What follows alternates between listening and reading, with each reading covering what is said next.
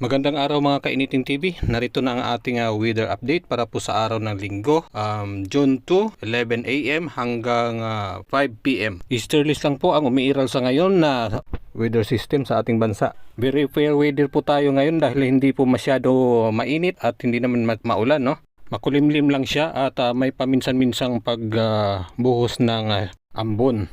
Maliban na lang po dito sa may southeastern side ng karagatan ng Palawan na may malaking thunderstorm at umaabot na ito sa kalupaan ng Puerto Princesa at dito sa bandang southern part ng Palawan. Ang alauna po ng hapon, umpisa na pong magkabuo ang mga thunderstorms lalo na po doon sa mga lugar ng Socsargen, North Cotabato, Davao Region at Sultan Kudarat, Ilocos Region, at papunta na po yan sa Car at tatawid doon sa may Cagayan Valley at bahagi po ng Zambales, Central Luzon at Aurora. Please